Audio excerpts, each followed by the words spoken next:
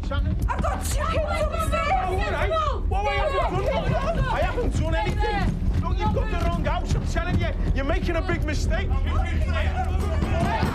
Hey, Miss D.I. Bascom, I have a warrant to search your premises, sir. Where's your son? Where's your son? He's in his bedroom. What do you need me boy for? Where is he? Mom! Hey, he's only a kid, mate. He's in the wrong house. Okay. Hey! Jamie Miller. What's going on? The time is 6:15 a.m. and I'm arresting you on suspicion of murder. I've watched this once. This is tough to watch again. And if you think this is bad, it just gets worse and worse. The Netflix drama Adolescence is one of the most talked about shows of the year. In fact, right now, it's the #1 show on Netflix here in the United States.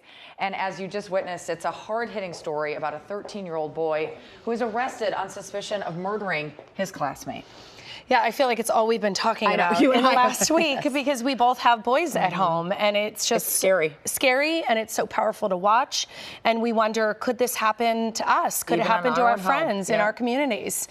So Tracy Foster is the executive director of Screen Sanity. It's a nonprofit that equips parents to be guides as kids grow up in an increasingly digital world. And she's joining us now to talk about why this series is so eye-opening for parents and so emotional too. I mean, when I watch that, it makes me, catch my breath. I have anxiety. Yes, me too. So is this show just fiction, Tracy? Or should parents be concerned that social media can contribute to violent behavior?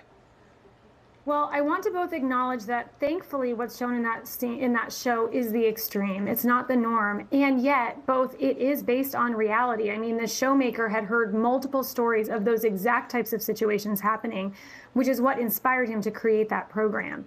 Also, even if those types of extreme violence aren't happening, it is absolutely the case that we're seeing that social media and online access is leading to a variety of different types of negative outcomes for our kids, be it an increase in youth-on-youth sexual assault because of the exposure to violent pornography or, drugs that they're accessing on Snapchat, things like that. So we hope that this is a call to action for parents, but we also want to help them not feel helpless and hopeless and know that the likelihood of that exact situation happening is very low, but there are a lot of things that we should be thinking about. Well, and those are the discussions I think a lot of parents are having. The series does take on things like toxic masculinity, loneliness, the gender divide. And as you're saying, it is to the extreme in the show. But these are topics that parents do need to be aware of right now and discussing with their children. So how do you suggest that happens in kind of a thoughtful way, not a confronting way? I think sometimes parents and kids struggle with how to have these conversations. With communication. Yes, and unfortunately, we don't have the benchmarks, right? Our parents never talked to us about this, so we don't know how to do it. But I love even the way that you both are framing it up as something to be very empathy-led and very vulnerability-driven, and starting to say, hey, what are you guys seeing online? A lot of this depends on the age of your kids. If your kids are older, they've probably heard about this show, and you could have a candid conversation and say, wow, that's a lot. What Jamie was dealing with, obviously, in this show, there's no question. There are no excuses for what he did. But it's not really so much of just a who done it, but a why done it. And you start to unravel some of the pressures and challenges and just cultural tides that put him in this situation. Again, it's not okay. But I think it would be very appropriate with older kids to say, hey, if you've heard about this, what types of things are you seeing online? And even with younger kids, starting to just explore, share vulnerably when you see something weird that happens online. Say, have you seen something like this? And starting conversations about these things in as open of a way as possible, letting your kids know that you are not mad at them. They are navigating something hard, and you are there to help them navigate it. And the last episode, we've talked about it. I mean, the last scene, I cried my way through it because I could relate to the parents in adolescence blaming themselves for not doing more and assuming that their kid is safe when they're in their room, even if they're on their devices. So how should parents and society as a whole check in with their kids and monitor their social media, even if they're in their bedroom and you assume, hey, they're there, they're good, they're safe?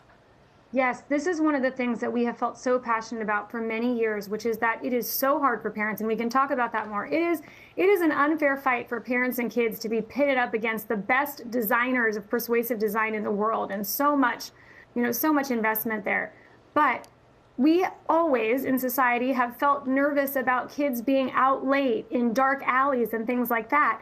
And it feels so safe that our kids are in our house. Jonathan Haidt, the author of The Anxious Generation, talks about how We overprotect our kids in the real world, but we're underprotecting them in the digital world. And so I think it's really important for parents to know if your kid is up there in the bedroom by themselves, they actually may be in a dark alley. And that's scary, and we can't completely prevent it, but there are a few things that we encourage parents to do about this that we hope are very tangible helps. The first one is we really encourage devices outside of the bedroom as much as possible. I think COVID really made this hard when we had so many people doing virtual learning and you kind of had to find your own different spaces. But the more that media is consumed in a common area, the less extreme that content is likely to be because there's kind of a built-in accountability. If you can't do it all day, the most important time that we would say to do it is overnight. If we can get devices, phones, tablets, all of those things out of our kids' bedrooms overnight, I believe it would be game-changing. The number one consideration for mental health is sleep.